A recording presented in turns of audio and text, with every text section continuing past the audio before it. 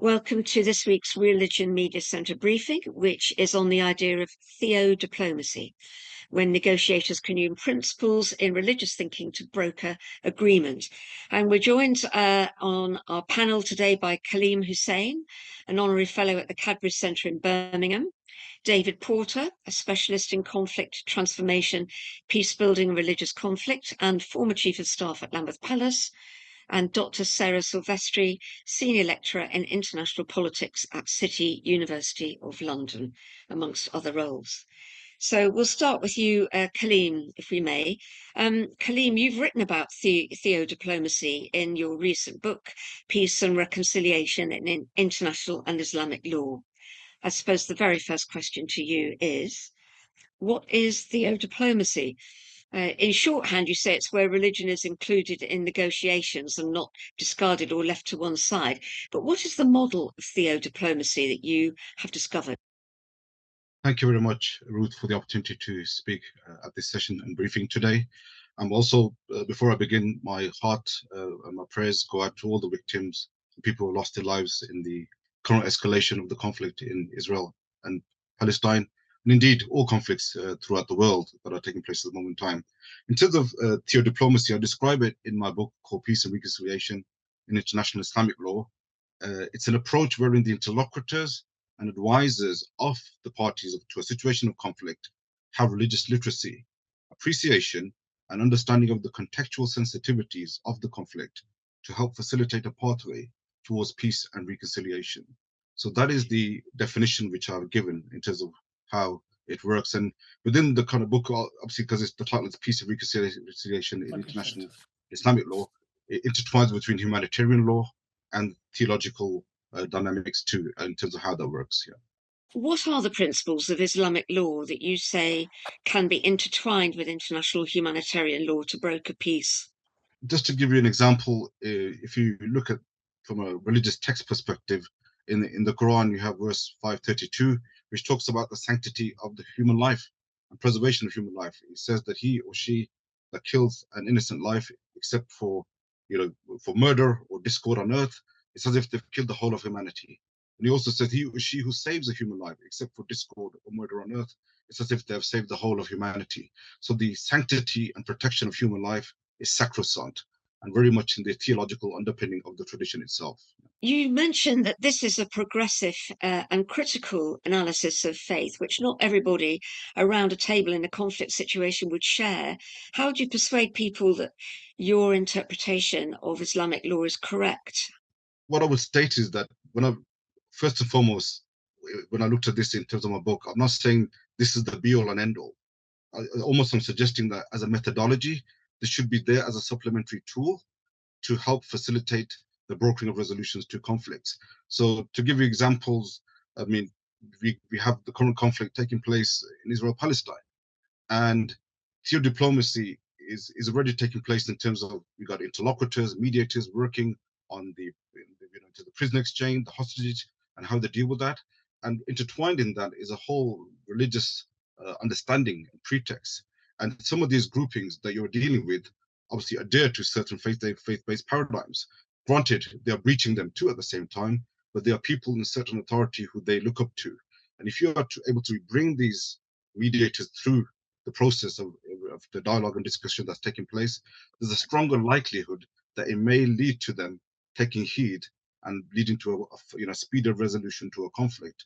There is also something which I talk about theo-neutrality, which is that in certain conflict situations, it may not work. So what you need is the high-rise ethics of faith, which talk about justice, which talk about fairness, which talk about humanity, which talk about forgiveness, which talk about restorative justice and not retributive justice, which sometimes what we are seeing now in terms of revenge. So these are the ethics of faith and the virtues of faith, which should very much be at the forefront of our negotiators and diplomats when they are looking at to resolve conflicts. So that's what I'm alluding to. I'm not suggesting that this is a binary mechanism that you kind of negate the international humanitarian law order, but what I'm saying, it should be used as a supplementary tool as a facilitator. Thank you. If I could bring in Dr. Sara Silvestri now. Sara, you're a senior lecturer in international politics at City, an affiliated lecturer at the University of Cambridge, and convener of the British International Studies Working Group on Religion, Security and International Relations. What do you make of the idea of theodiplomacy? Is this a new concept to you? It has been studied extensively by in the academic field, although not with this particular terminology of theo-diplomacy. And myself, I have been involved with the Foreign Office and the State Department in the US in promoting literacy among diplomats and policymakers of religion. So I strongly welcome the effort by our colleague. I'm also aware, and I've been pointing out this to the international community with whom I've been working and to my students, that actually we actually need to compartmentalize, to start, dissecting a little bit what we mean by religion, in order to extrapolate in what terms it can be beneficial for peace and conflict resolution. Because unfortunately, we can all agree that religion has been used to develop vitriolic narratives that justify violence. And there are out there some religious leaders that have been interpreting scriptures in order to justify attacking civilians and others in general. So what I think, the ways in which I think theodiplomacy is useful, first, if we start to dissect this meaning of religion and acknowledge that perhaps it is beneficial to bring in different parties that are involved in the making and meaning of religion, which may include religious leaders, but may include civil society groups, may include civilians, may include lay people that are part of the communities. So I wouldn't promote efforts to diplomatic efforts that include religion only by leaving religion in the hands of the scholars or the religious leaders, although I acknowledge that very often the position of respect, the access to resources and to communities that religious leaders can have is wider than ordinary people, and so they can have a bigger leverage than others.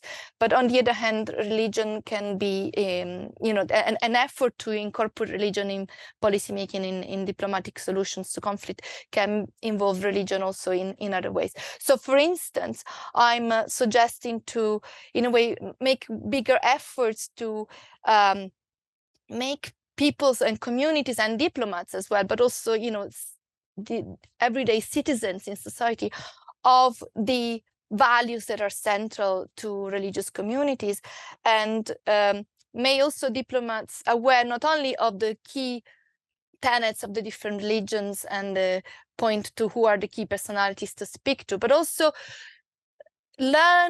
teach and learn how to use the disposition that faith can provide to communities in terms of bringing about the ideas that Kaleem was suggesting in terms of respecting human dignity and human life, and promoting, the sacredness of human life.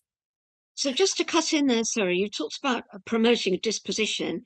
What is this religious disposition that you seek to promote?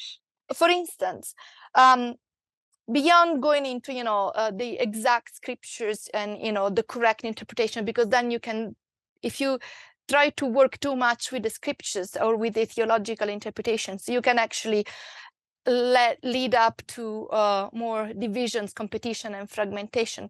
Whereas if you sort of bring to the fore the importance of different religious traditions sharing the element of respecting a world created by God, that would be true to the Abrahamic religion, not necessarily to non-Abrahamic religions, but in this case of the Israeli-Palestinian context, it works. Or the sanctity of human life, as life being given as a gift to humans by God. So this can sort of shifts in a way the relationship between humans and the position of the hegemonic position of some groups over others. Also, another element of disposition that religion can bring in is the recognition of sin, the recognition that humans are imperfect. The humans, are subject to, they try to do justice, but their justice is always imperfect compared to divine justice. So bringing in this element of, in a way, recognizing the weakness and the sinfulness of the human condition is an element that is cutting across all the three Abrahamic religions, and we could say this is an element that is, shared by others as well. This then can trigger a positioning and a disposition of compassion, not in terms of being patronizing towards others, like I'm good, I own the right religion, and I'm kind to you. But once you recognize the weakness, the fragility, the sinfulness of the human condition, and the divine mercy and divine justice being above all these scattered attempts of the human condition to bring about justice, then you can bring another ethical element, as Kaleem was saying, that it challenges the normal calculations through which we can wage war, or we can try to make peace, counting who's winning and who's losing what, because everyone puts themselves in a sort of minute position compared to the divine immensity and divine justice. Thank you very much. And turning now to David Porter. David, you're a specialist in conflict transformation, peace building and religious conflict. You're a former chief of staff at Lambeth Palace, but you were also co-founder and director of ECONI, if that's how you pronounce the acronym, Evangelical Contribution on Northern Ireland. And this is where I think you did employ, would you call it a version of theo-diplomacy there, in order to broker peace? Yes, we did. And our starting point was not to necessarily address how the Catholic tradition and the Protestant tradition should interact with each other. The starting point for ECONI was to address the toxicity of religion in our own tradition, of how it had been used, particularly at the end of the 19th century, beginning of 20th century, and the Home Rule crisis in Ireland and the partitioning of Ireland, where the phrase "for God and Ulster" became quite a strong call of religious nationalism, that somehow God had a preferential option for the Protestants of Northern Ireland and for the constitutional settlement of Northern Ireland within the United Kingdom. And we set out to challenge the toxicity of that, because in the evangelical tradition that I was brought up in Northern Ireland, that the narrative was that to be a good evangelical meant that you had to be a British Unionist. And you had to be for that constitutional position, because that's how we defended ourselves against communism and against Catholicism and all other evil that was undermining our faith. So we began by talking to ourselves. What has gone wrong? What have we succumbed to, the temptation we have succumbed to, which is the temptation of God, land and nation, to say that your people are somehow more special to God than other people, that your land is somehow has a special place in God's economy. And in so doing, you then claim God as your God, that God is an Ulster Protestant God, and we are for God in Ulster. And this is not unique to Northern Ireland. When you look at the British state, for example, around when you get your OBE or your MBE, around the middle it says "for God, King and Country." God is an Englishman. I think this whole question about religion as how you're framing it in this panel and conversation, we forget how, until relatively recently, religion was the milieu within which you understood the world, and which you understood your politics and understood your worldview. And even though many people who claimed that did so for purely geopolitical reasons and for reasons of power and domination of others, they used religion. The reality is that religion framed a lot of how people understood conflict, and particularly in Ireland for many centuries. And in that sense, it's quite a depressing thought, but bad religion always triumphs over good, because good religion involves quite a lot of nuance, quite a lot of understanding texts that can initially appear to support a toxic view of your people's relationship to others. And good religion unpacks that and helps people think that through in a different way, bearing in mind other texts and different understanding of God and the nature of God in our lives and in our politics. Bad religion can very quickly come in on the back of socioeconomic disparity, discrimination, violent hurt and harm over history, and basically raise flags, raise totems, raise very simplistic narratives and slogans, like "for God and Ulster," like "Mary, Queen of Gales, pray for us," like "Holy Mother Russia." Wherever you look at conflict today, where religion forms an excuse, a rationale for the enmity and hatred that gives rise to the violence, it is reduced to simple slogans that conflate these things of God, land, and nation. And so we began by challenging the toxicity of our own community. The question is how you did it. How did you shift people who have a very conservative fundamentalist view of scripture and of ideology? How did you shift that to this nuanced, progressive again, more liberal understanding of faith? What were the arguments that you used? Well, I wouldn't accept it as being progressive or liberal. Because those are loaded terms in a context where you've got a strong evangelical community that does not see itself as being liberal.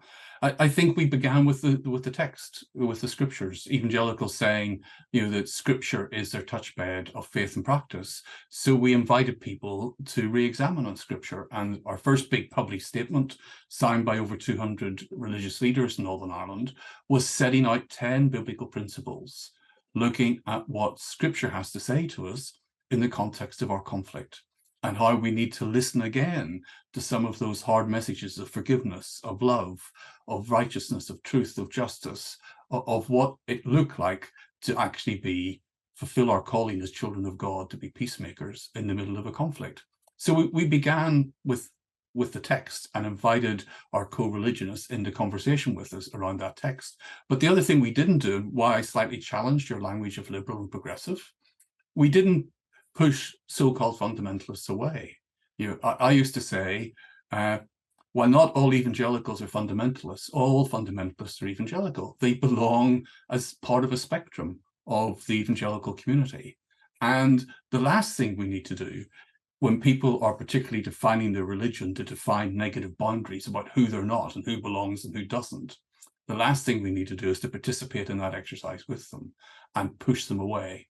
We need to recognize that some of those who articulate some of those toxic religious narratives around violence are our co-religionists and need to be challenged on that basis, rather than saying there's some sort of aberration. Of course, there are people who use it, but many of them are sincerely articulating what they think their faith calls them to. I'm wondering, and bringing the others back in, thank you, David, whether there are any other examples of where theo-democracy has actually worked in the world to broker peace. Kaleem? Can I just chime in? When I've looked into this topic and explored in detail, one of the things which I've written out previously is called Theopolitics. What I mean by that is when you have political leaders using aspects of religiosity to justify certain activities. You've seen that take place, sadly, even with the current conflict in Israel-Palestine, where the Benjamin Netanyahu, you refer to the biblical Hebrew Amalek as a justification to, the pillage and destruction that we're seeing in the Gaza Strip. We have examples of this in India, in South Asia, where the RSS, on the auspices of their Hindutva ideology, are causing, for a utopian idea of a Hindutva state. And one thing I've also mentioned in this narrative is this sometimes the language that we use, because when we conflate religiosity with faith, so Hindutva, it has the term Hindu faith in there, and I'm not comfortable with things like that or terminology. I prefer using terms like pseudo Hindutva or pseudo Hindu nationalism, because then what you're doing is differentiating from what is the normative faith principle, which the mainstream people will follow, and this toxic extreme element, which is now gaining traction and causing pillage, devastation, and destruction. Another example I give is the situation we've seen with Daesh, or the so-called IS. Again, this is theopolitics in action, in the sense that you have a group that is using religiosity to justify what they're creating is a nihilistic death cult, where people have been lured into join such organizations. And this is where our politicians are using language, or even some of these leaders who are leaders of these groups, to create toxicity and division. What we need is a check and balance in this. And this is where theodiplomacy comes in.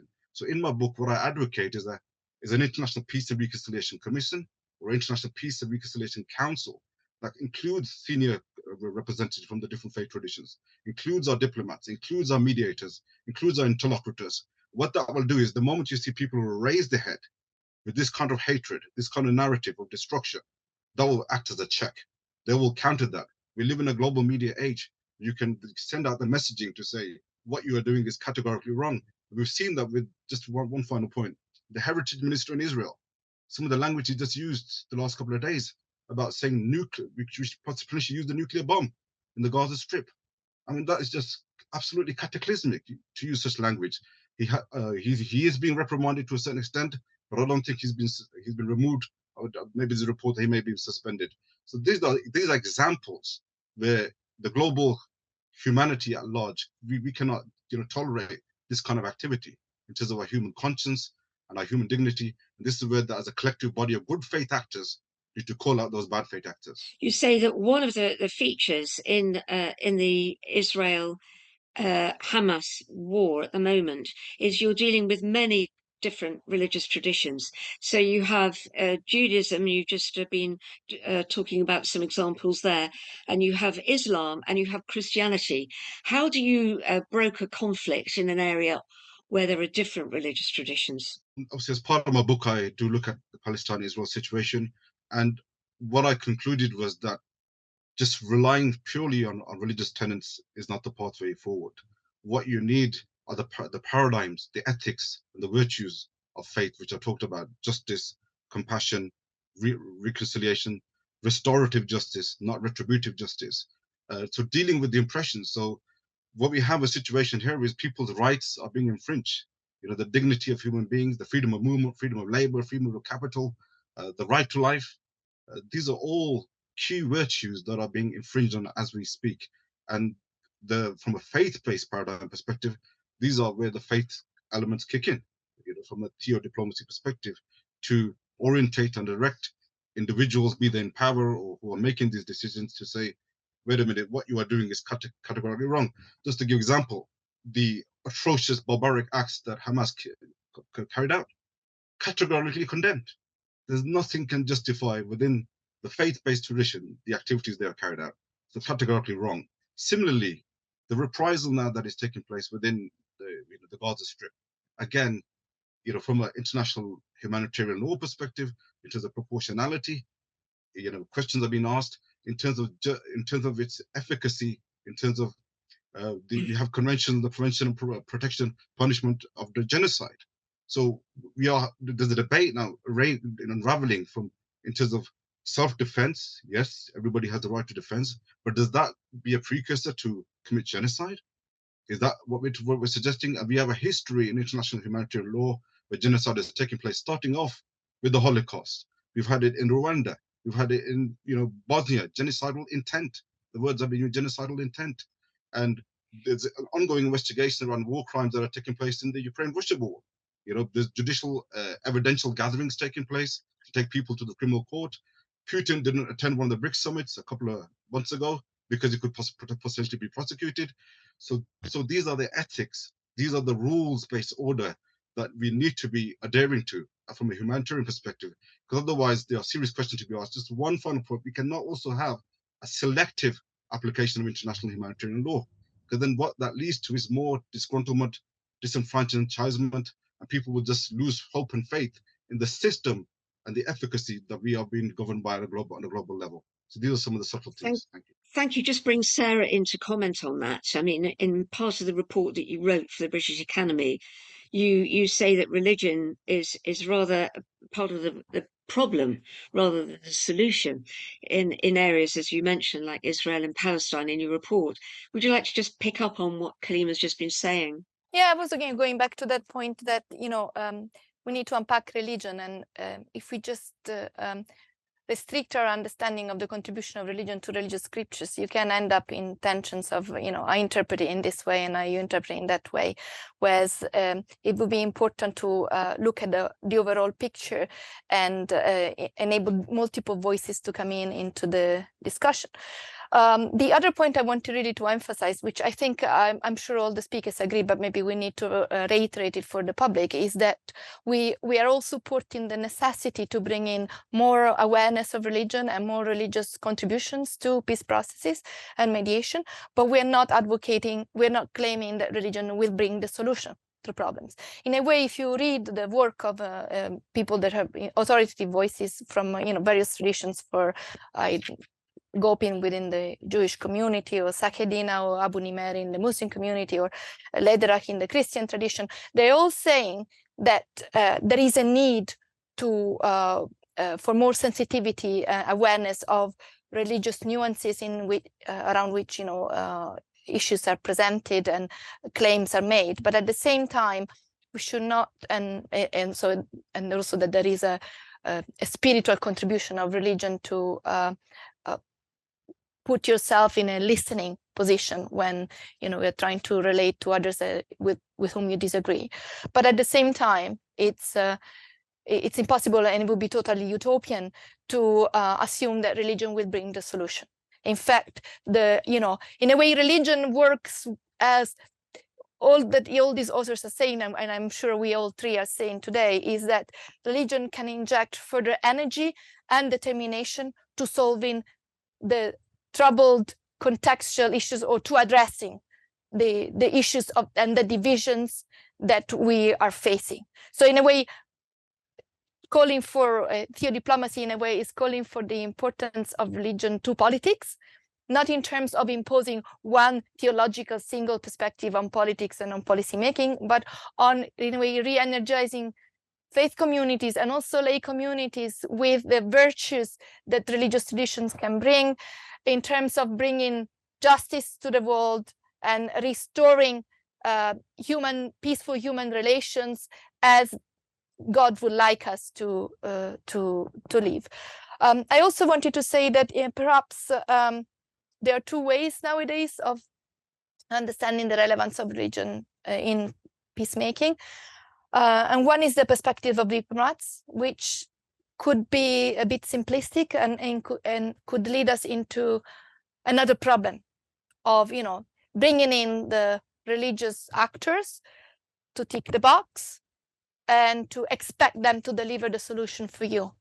So that's a caveat in a way to the big machine that is beginning to wake up and to want to engage with religion.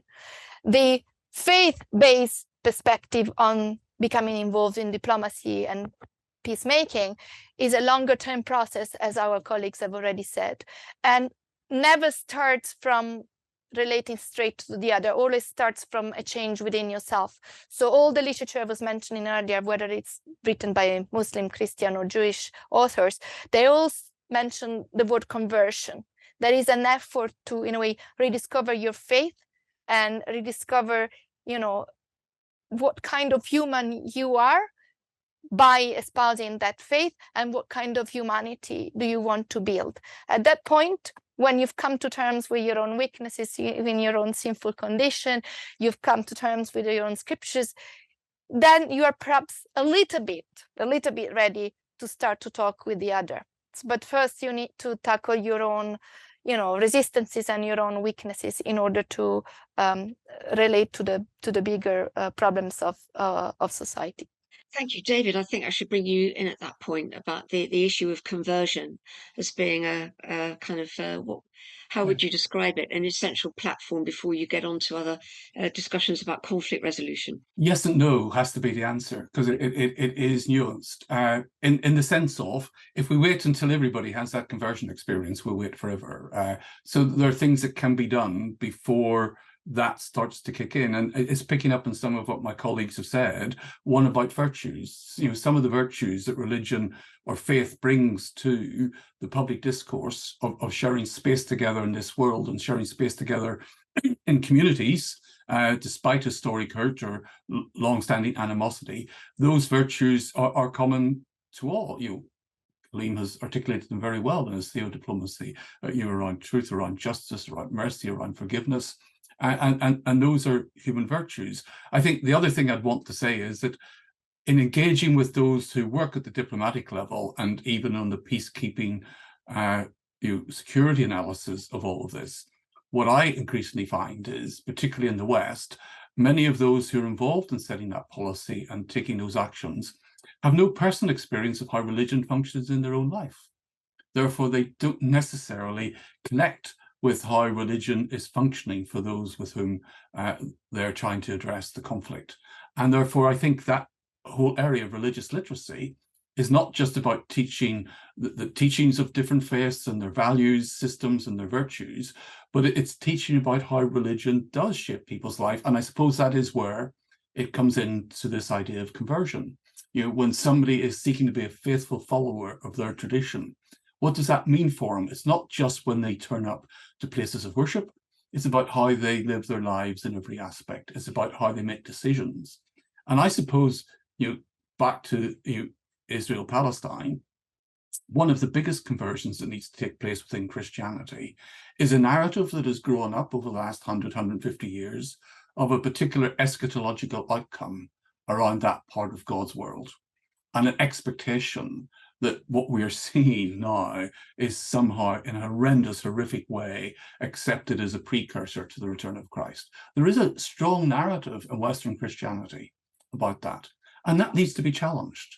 It needs to be dealt with, it needs to be addressed, and in that sense, a conversion of mind of a false theological narrative that has taken root in a particular community that means they have a particular approach to matters around Israel and Palestine is a conversion that needs to take place. And that, I think, is one of the problems we face in addressing that particular conflict in our world at the moment. That's very interesting what David has said. I mean, there's no doubt about it, from an eschatological perspective, end times paradigms exist across all the faith traditions.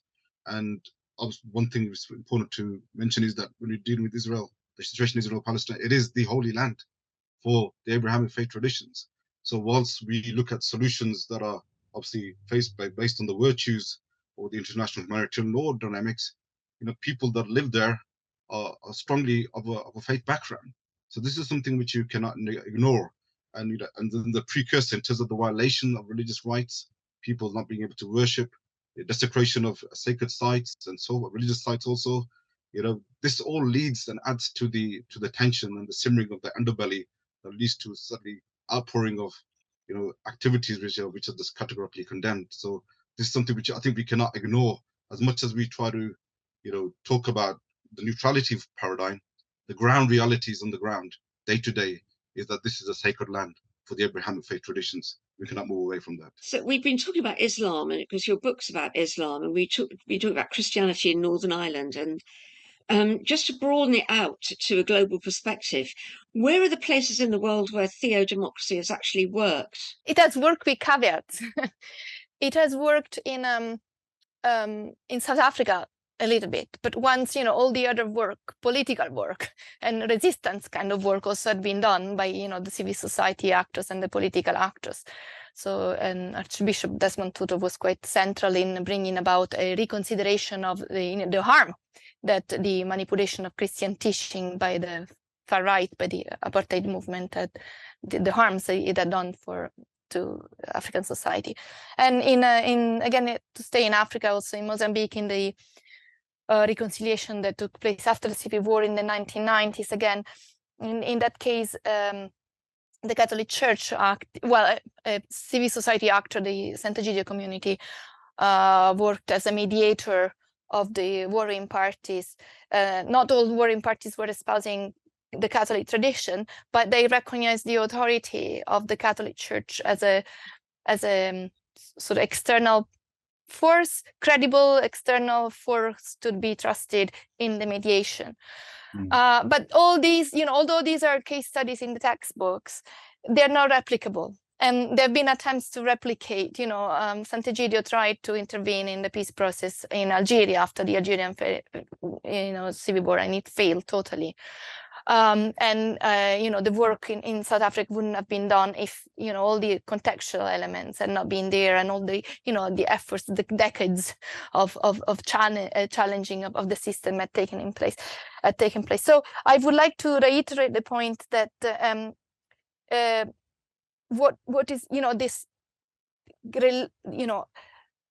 an attentive and nuanced introduction of religion to peacemaking and to conflict resolution is about bringing in these positive virtuous dispositions, spiritual disposition towards otherness, and acknowledging the smallness of the individual human and the irrelevance of smallness of the boundaries and the claims that communities make. Is there any work going on in your world of research on conflict resolution in non-Abrahamic faith countries? Yes, there's been work around Buddhism.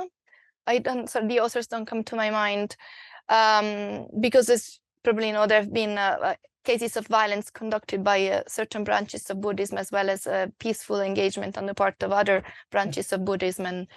And but none of these, also about, after the Bosnian war, Serbian-Bosnian war, there were attempts to reconciliation, bringing together Christians and Muslims, but they were not, the making or breaking elements in the resolution of the conflict or in the cessation of fire. Also, even in Europe, maybe not many people know, apart from the panelists, that what happened with after the end of the Second World War in Germany entailed a huge effort on the part of the Jewish and Christian communities to learn to talk to each other and to rebuild what kind of state, what kind of civil society could they build together. So there has been a lot of effort, but it has never been disentangled or separate from the necessary political, legal, and economic infrastructures that is necessary to move away from the so-called, structural violence that Galton mentions in his work. I was going to say Sri Lanka, there's been a lot of work done there around analysing the process there and the peace process and peace building. Nepal is another example as well, after revolutions there and the civil war that happened, the deposing of the king. So it's not just been in Abrahamic contexts that peace builders have gone in and narrated the religious component of the community. And you find that, I think of other examples in Thailand around terrorist campaigns there. And so it isn't just restricted to Abrahamic faiths of trying to bring religious perspectives to how, as rightly been said, the wider political context of peacemaking. I don't think religion, I keep coming back, pushing back in some of your questions, Ruth, but you're even saying, where has it worked? What does worked mean? So Northern Ireland has not resolved its conflict. The fundamental question of whether we're British or Irish is still unresolved. We agreed in 1998 to try to spend a generation not killing each other over it, to see if we could build a better future and come back to that question. And as we know, questions about our border poll in Northern Ireland are raising the tensions again.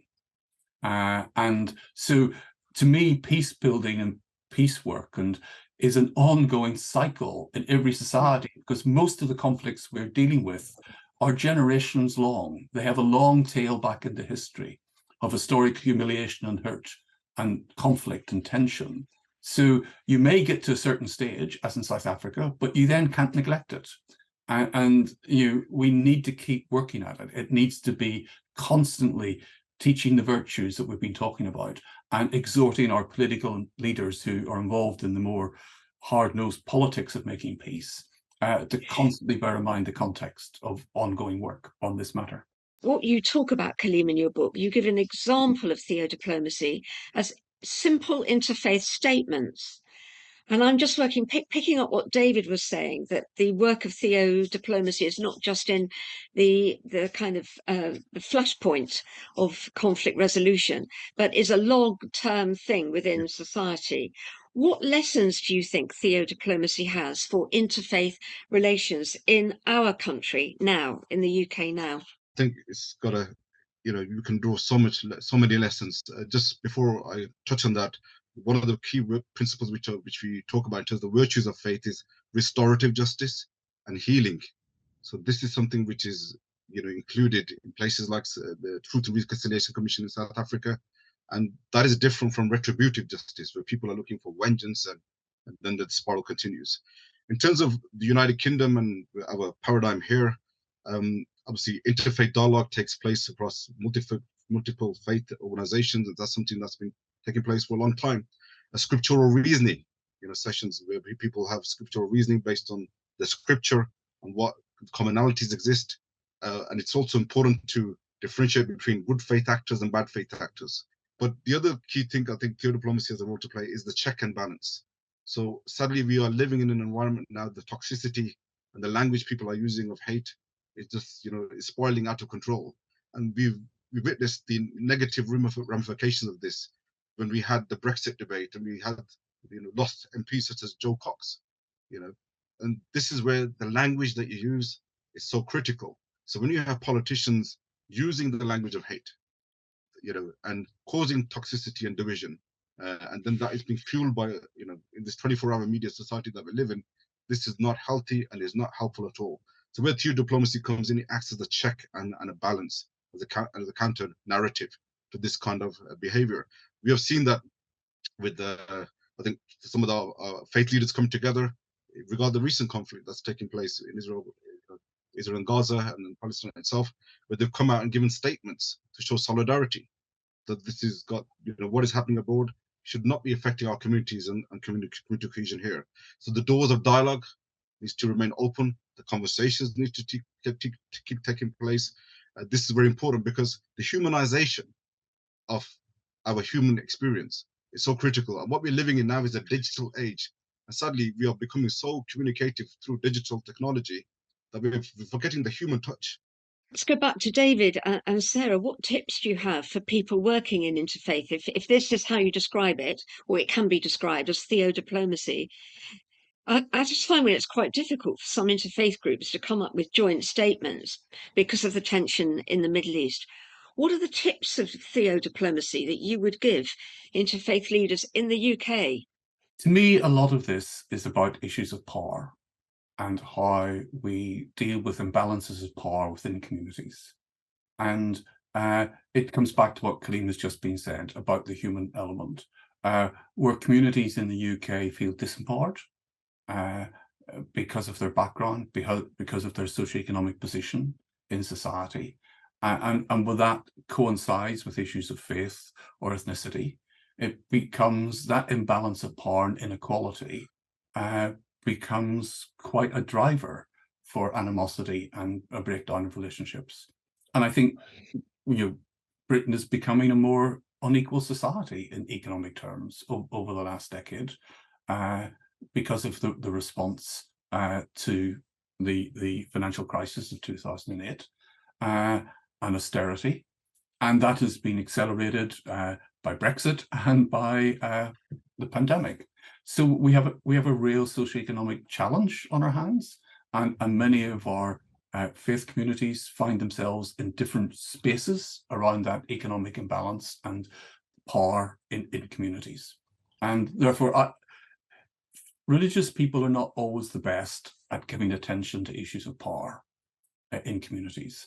And I think we need to have an honest conversation about what that looks like and what that feels like, particularly for those who feel themselves outside of that agency, who feel themselves with no agency in our society, who feel that they're, when do we actually teach democracy in schools? People are complaining their voice is not being heard about government foreign policy, but their voice is one voice in the mix that goes to make up government foreign policy. I find myself in a position that I have never once, because growing up in Northern Ireland we couldn't vote for Labour and Tories, but even since coming here, I have never once voted for a party that's actually in government making rules to govern my life. But there's a value about how we frame democracy in which I accept that I have to live under that polity, even though I haven't, in a technical sense, given my consent to it. I give my consent to the democratic will of the majority as expressed through a parliamentary election. And I think those are the issues around power that faith communities need to be willing to have honest discussions about. Because all of our faith traditions are tempted in other directions around theocracy, never mind theodiplomacy and theopolitics. And we need to have an honest conversation about that. Thank you. Sarah, I wonder if you have any Yes, diplomatic tips? Yeah, well, my major tip is not to even try to attempt to find a cause and effect relationship between religion and violence or religion and peace, because it's a non-starter here. We have, all these examples we see of escalation of violence around religious populations or around religious claims can never be solely attributed to religion as a cause originating the conflict. There is a major challenge here to empower, faith communities to deploy those resources we mentioned earlier, and to delegitimize claims that are made in the name of religion in order to stress boundaries, to overpower other communities. That's the major challenge. And I am doubtful that the solution is to empower more religious leaders. Definitely they will have a voice, they need to keep writing the statements, but the big challenge ahead to delegitimize the voices of hatred is to help society make a disconnection between those voices and religious claims, and empower communities, whether they're religious or non-religious, to appreciate and be willing to engage with religious terminologies, religious principles, in order to build better societies where we can all coexist together. Can I just turn to David in the closing moments of this discussion? Are there any lessons from what we've discussed here, the way that theo-diplomacy can be used in situations of war and conflict around the world and here? Are there any lessons for religious communities who are at war within themselves? I don't want to put you on the spot, but you have worked at Lambeth Palace, where you've been right at the epicenter of a deeply religious conflict over same-sex issues in particular. What are the lessons for religious groups about the way that diplomats are dealing with conflict and using arguments from religion in their conflict resolution? It's interesting because there would be some in that conversation who don't accept that there's any lessons. I have been accused in various blogs of overseeing compromise and sellout rather than seeing it as a way of trying to find agreement. I think the first lesson is, can we accept that even within religious traditions there is deep irreconcilable differences? The differences that exist in all Christian traditions at the moment over questions of same-sex relationships. Every major denominational stream that has tried to address this in a formal way has fractured in some form, because it's a deep irreconcilable difference. There is no way of reaching an agreement. The question isn't so much, can we agree on this particular issue? The question is, can we find a space to still be together in the same body of community of faith without de-Christianizing the other because they disagree with us on this question? And that is the real challenge. And I suppose that is a lesson from the wider world of diplomacy, because at the end of the day, most diplomacy and most, if you look at Northern Ireland, the key was, can we agree to share this space together, even though we profoundly disagree about the constitutional context in which we should be living? And that to me is the more interesting question. And I think it is the more interesting question that God puts to us in the Christian tradition. It is about love for our neighbour. It's about love for our enemy. It's about seeking the welfare of the other, and finding ways to hold deep theological difference in a way that bears witness to that calling to love that Jesus calls us to, in terms of our mutual respect for one another and thinking more highly of others than ourselves. In one sense, more political secular communities are better at trying to do that, because the stakes are high around political and social cohesion. In the church and in many different traditions, fracturing is too easy an answer, rather than struggling with that holding together in the same community. And I think that's the challenge that the church faces.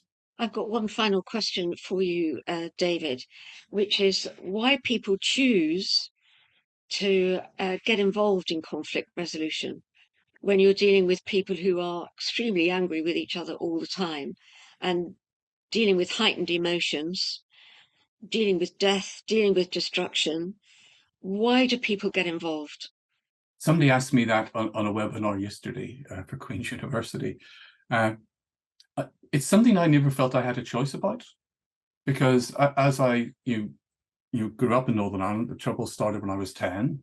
By the time I came out of my university training and theological training in London, it was just a passion that I had to apply my faith to the conflict and be part of the movement to make peace. And I don't recall a particular moment that I made the choice. I just recall a direction of life and multiple little choices that put me into spaces and connecting with other people with a similar passion and vision that then just emerged and happened. And then that is when you think, sometimes what have I got myself into? Certain rooms that you sit in. But I think fundamentally, and going to work at Coventry Cathedral cemented this. For me, it is about, Kaleem has talked about virtues and so on.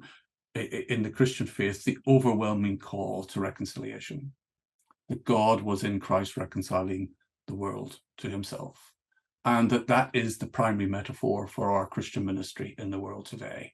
It is the metaphor of reconciliation. And therefore, if I'm to be faithful to ministry and to witness to my faith, then the primary focus of that and drive of that has to be reconciliation. And that requires me to put myself in difficult places. Thank you.